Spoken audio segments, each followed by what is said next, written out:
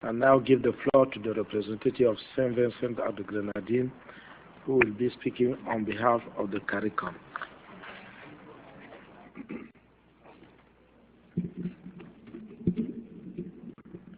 Mr. President, I have the honor to speak on behalf of the 14 member states of the Caribbean Community, CARICOM.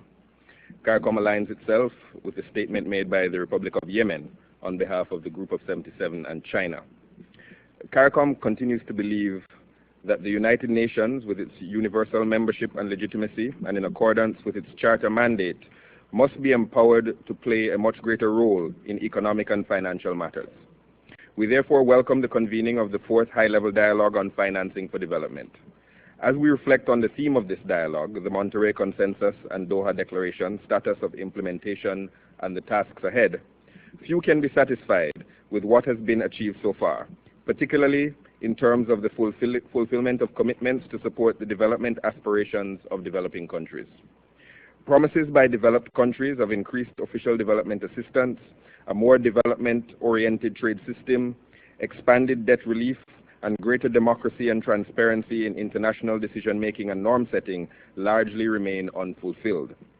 For example, 8 years to the day after the lofty pledges of the Monterey Consensus, we are left to wonder about the sincerity of commitments to official development assistance, as the majority of developed countries continue to fall woefully short of the benchmark that they voluntarily assumed, to much fanfare in Mexico.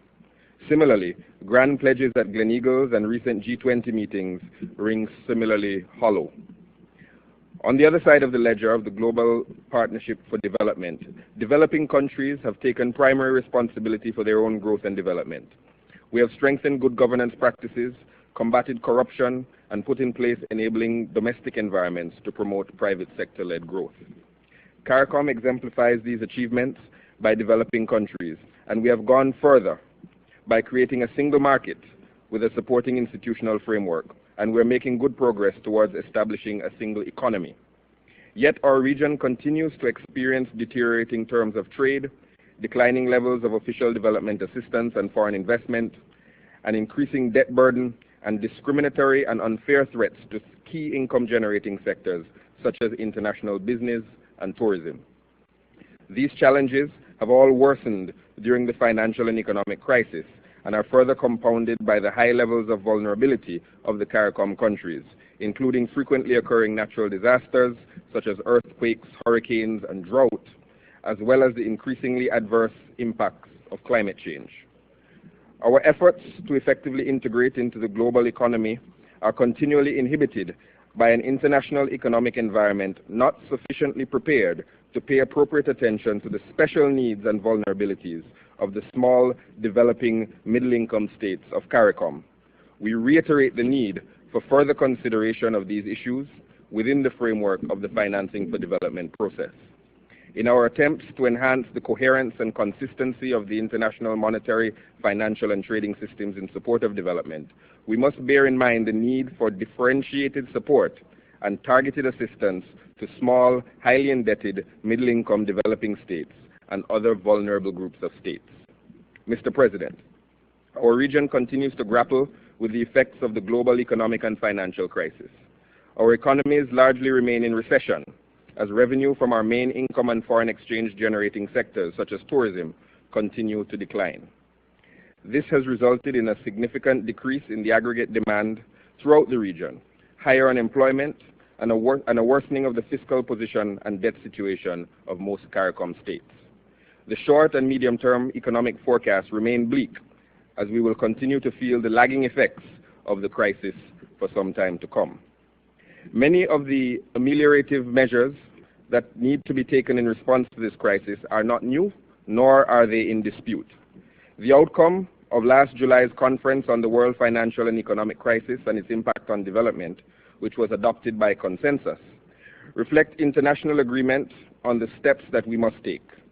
Among these steps are an expansion of access to concessionary financing in response to the crisis, reforms in the governance of international financial institutions, the removal of unnecessary procyclical conditionalities, the consideration of factors other than per capita GDP, given that that is a poor indicator of economic sustainability, are highly indebted middle-income countries that are also highly vulnerable to external shocks and which face significant sustainable development challenges should be granted access to concessionary loans and financing from the IFIs to help mitigate the impact of the economic crisis.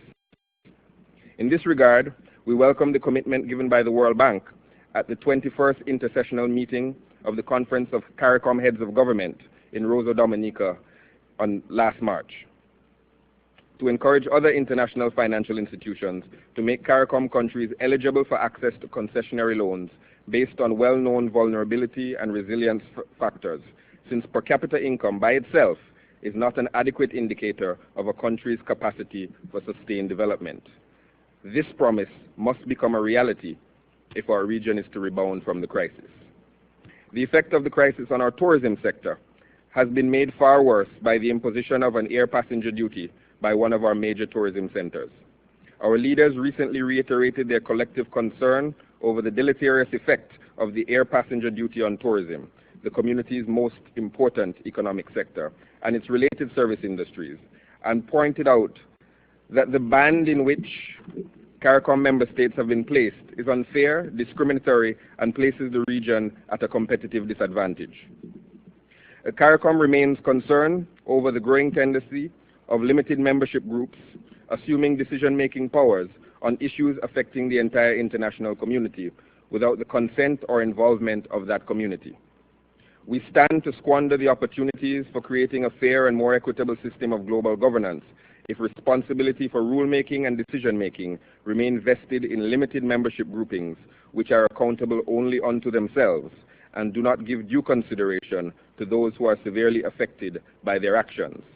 CARICOM does not sit at the table of the G8, the G20, or the OECD, yet the decisions of these exclusive groupings send shockwaves through our local economies and often have direct negative impacts on the lives and livelihoods of our people. Mr. President, CARICOM reiterates its call for the timely completion of negotiations of the Doha Development Round to ensure the fullest realization of the development dimensions of the Doha Work Programme. The continued delays in the negotiations jeopardize the delivery of development promises for developing countries. We therefore urge all major negotiating partners to demonstrate flexibility and engage constructively to facilitate early conclusion of the round in a manner that places development at its core. Within this context, it is our expectation that the development dimension of the round will include, among other things, the following: an increase in effective market access of export interests to the region, genuine recognition of the real asymmetries between developing and developed countries, which are determined by several factors, including the size of our economies, supply capacity, as well as institutional and regulatory capacities, real sensitivity towards the adjustment concerns resulting from trade reforms and liberalization, full support and adoption of the proposals tabled by the group of small, vulnerable economies. Mr. President, before concluding, CARICOM would also like to take this opportunity to highlight the urgent and acute financing for development needs of our sister state of Haiti. The heroic people of Haiti are struggling with the fallout of an earthquake of epic proportions. While the international response has been strong and has been welcome, much more needs to be done. While Haiti is awash in pledges of support, there is an urgent need for these pledges to materialize as soon as possible. CARICOM further calls on international financial institutions and partner countries to offer support in the form of budgetary support to the government of Haiti. This crisis, this earthquake in Haiti, is not something that happens regularly and cannot be confronted with business as usual policies. Mr. President, CARICOM remains convinced that if the benefits of globalization are to be shared by all, the international community must deliver on promises made at Monterrey and elsewhere on trade, development assistance, debt relief, and on strengthening the international financial system. You can be assured of CARICOM's continued support and engagement in this process as we seek to ensure the full implementation of the Monterrey Consensus. I thank you. I thank the representative of Saint Vincent and the Grenadines